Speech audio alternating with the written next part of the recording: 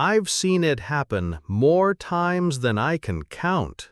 A well-meaning conversation, a gentle suggestion, perhaps even a helpful correction, and suddenly the air grows heavy, the heart closes, and the person before you hardens like stone.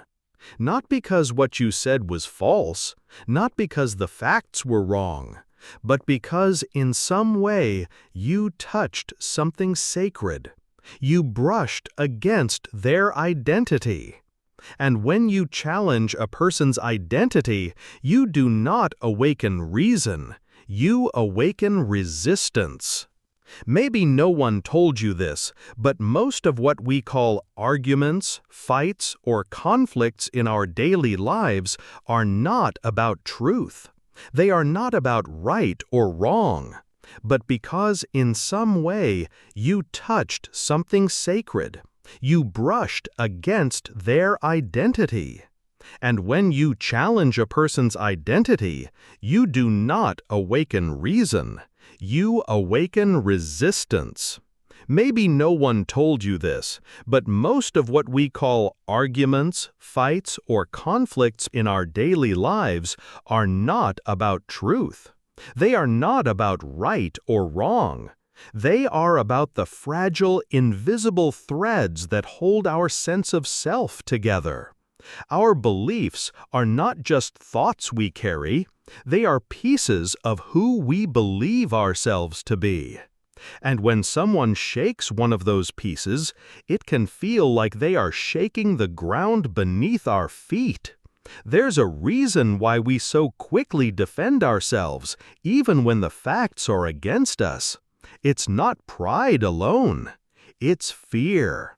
A deep, trembling fear that if we admit we're wrong, we may lose a part of who we are. That if we let go of a belief, a story, a position, we may vanish into confusion. That we'll become no one. I know this pain. I've felt it in my own life. And I've seen it in others. In husbands and wives who argue not about the dishes, but about feeling invisible. In fathers and sons who disagree not about politics, but about what it means to be a man. In friendships broken, not because of what was said, but because of what it seemed to mean about who we are. You see, our sense of self is built over time, layer by layer, shaped by childhood memories, victories and betrayals, praise and criticism. Some of it is conscious, much of it is not. And so, when someone touches one of those unconscious places, with a word, a look, or a silence, it's as if they've knocked on the door of our most vulnerable room. No wonder we flare up. No wonder we shut down. We are not protecting our opinion. We are protecting our identity. But what if I told you there is another way? What if there's a way to face disagreement without fear, to open ourselves without losing ourselves, to live from a place so grounded, so connected to the deeper truth of who we are, that we no longer have to fight to prove it? Because here's the quiet secret I've learned. True identity cannot be threatened. Only the masks can. And when you stop defending the mask, you begin to meet yourself. The moment we realize that not every disagreement is an attack, that not every critique is a condemnation, we begin to breathe differently. We begin to listen with a softer heart, and we begin to speak with a gentler strength. The kind that doesn't tremble with insecurity. This is not easy, I know. You may still be carrying old wounds, words that cut you years ago and never healed. Moments when someone did attack your worth, not your logic, but your very being. And maybe that taught you to put up walls. Maybe that made you believe you had to fight for your value in every room you entered. But you don't have to live like that anymore. The first step is simple, though not easy. It's to ask yourself, when conflict arises, what part of me feels threatened right now? Not how do I win this argument, not how do I change their mind, but simply what is this touching in me?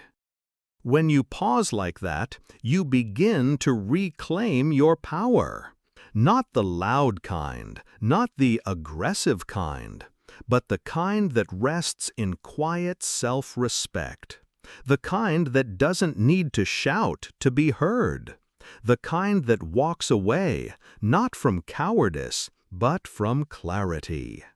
And in that moment, you begin to change not only your own life, but the lives of those around you. There's a sacred moment in every argument where a choice is made, not with words, but with the heart. It's the moment when you decide what matters more, being right or being real. And being real, my friend, often means being vulnerable. You see, most people aren't looking to be corrected. They're longing to be seen. Underneath the heated words, the raised voices, the defensive tone, there is usually a child who was never heard, a dream that was dismissed, a pain that was ignored. When we forget that, we begin to treat people like problems. But people are not problems. They are stories, stories in the middle of being rewritten. And sometimes, when their voice trembles or rises, it's not anger, it's desperation. Desperation to matter, desperation to be loved, even when flawed. I once met a man who refused to forgive his brother. For years they hadn't spoken. I asked him why, and he said, "Because he insulted me in front of my children."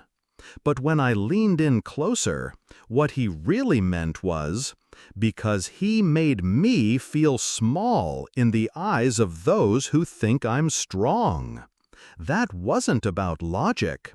That was about identity. We carry these wounds in silence. And every conflict becomes an echo of a deeper story. A story that says, "I'm not enough unless I win." Or, "I'll lose love if I show weakness." Or, "No one listens to me unless I shout." These are not truths. These are scripts, and most of them were handed to us by people who were hurting too. But here's what I want you to know. You can stop the cycle. You can be the one who rewrites the story, not just for yourself, but for every voice that trembles around you. It begins with the courage to listen, not to reply, not to argue, but to truly listen, to hear the fear beneath the fury, to sense the sadness beneath the sarcasm, to recognize that sometimes people raise their voices not because they are strong, but because they feel unheard. When you listen like that, you create space, and in that space, transformation begins. Because here's a truth that doesn't get said enough. You don't need to defend your identity when you know who you are. You don't need to prove your worth when you've made peace with your past. You don't need to argue to be powerful. Silence, when rooted in presence, is one of the loudest forms of strength. Some will misunderstand this. They will call it weakness. They'll say you gave in because you didn't push back. But let me be clear. Surrendering the need to be right is not giving up. It is growing up. It is rising into a deeper level of emotional and spiritual maturity, where peace becomes more important than pride. And that peace begins within you. The next time conflict knocks on your door, pause, breathe. Remember, this is not a battle to be won.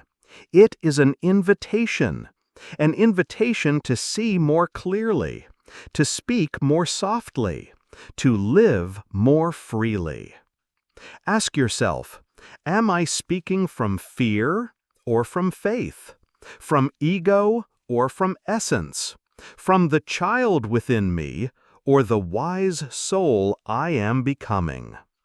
These are not easy questions, but they are the ones that set us free. Because when you stop making conflict about them and start noticing what it reveals about you, you begin to awaken. And awakening, my dear friend, is the beginning of peace.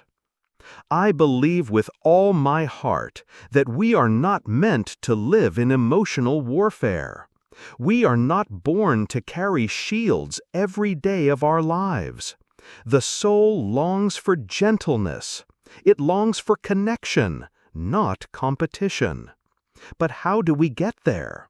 How do we begin to live this truth, especially when the world feels like a battlefield? It begins with one quiet decision: to honor your identity without needing to defend it. Let me tell you something that changed my life. I am not my opinions. I am not my history. I am not even my beliefs. I am the one who chooses how to carry those things. I am the one who can release them when they no longer serve love or peace or healing. And so are you. You see, most social conflict does not come from malice. It comes from fear.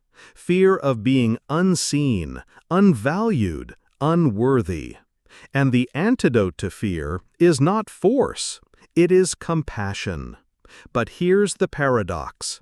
The first compassion must be toward yourself. You cannot listen with kindness if your inner voice is cruel. You cannot respond with grace if your heart is full of judgment, especially self-judgment. So I urge you, gently and firmly, forgive yourself for the times you've reacted instead of responded, for the walls you built when you didn't feel safe, for the silence you kept when you should have spoken, or the anger you spoke when silence would have been wiser. You are not here to be perfect. You are here to grow. And growth is not linear. It is sacred and stumbling. It is quiet breakthroughs and small acts of courage. And the greatest act of courage often is to say, I no longer need to win to feel worthy. That's when identity begins to shift, not from the outside, but from the inside out. And when your identity is no longer tied to your need to be seen a certain way, you begin to truly see others. You begin to listen, not to defend yourself, but to understand. You begin to speak, not to control, but to contribute. You begin to live, not from fear of who you are not, but from peace in who you are. This changes everything. Suddenly, you can have difficult conversations without losing your center. You can hold different views without needing to attack. You can walk away from conflict, not in defeat, but with dignity. Because your peace matters more than your pride. Your soul matters more than your stance. And maybe, just maybe, the other person feels that. Maybe they soften. Maybe they begin to mirror your calm. Maybe not. But even if they don't, you have done something rare and holy. You have stayed true to yourself without needing to prove yourself. That is strength. Not loud, not showy, not in your face, but rooted, still, powerful, like a mountain, silent yet unmovable. And this world needs more of that kind of power. So I invite you, let your presence be your argument. Let your calm be your clarity. Let your kindness be your legacy. Because at the end of the day, people may forget what you said.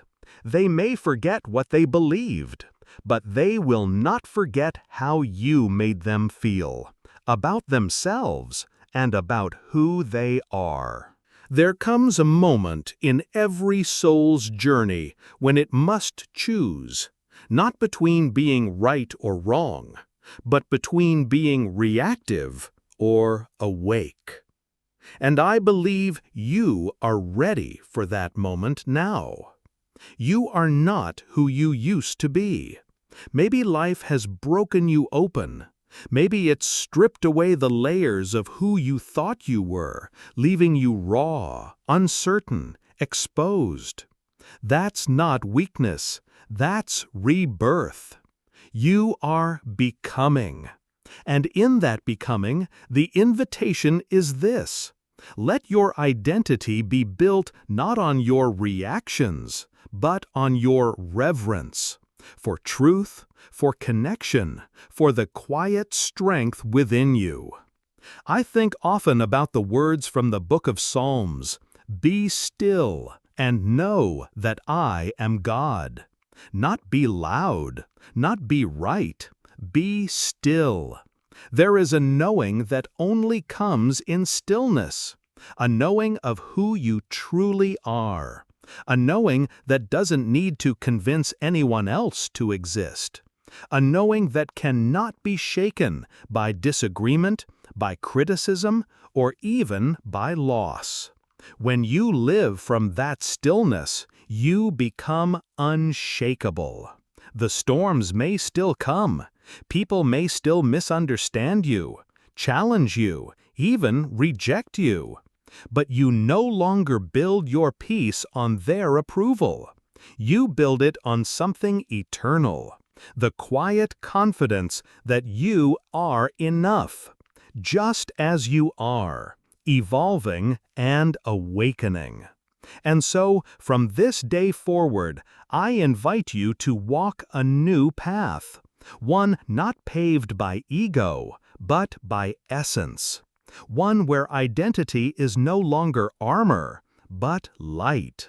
One where every disagreement becomes an opportunity to see deeper, not to strike harder. One where love becomes your language, even when the world shouts in fear. You don't need to defend who you are. You only need to be who you are. And who you are, beneath the pain, beneath the fear, beneath the story, is someone of quiet courage and sacred strength. Let that be your starting point. Let that be your voice in the storm. Let that be your answer to conflict. A life so deeply rooted in peace that no argument can pull you away from it. This is not where your story ends. This is where your new identity begins. Not the one the world gave you, not the one you had to protect, but the one your soul has always known. A soul made not for conflict, but for communion. A spirit made not to fight, but to forgive. A heart made not to win, but to love. And in the end, love is the only identity that remains.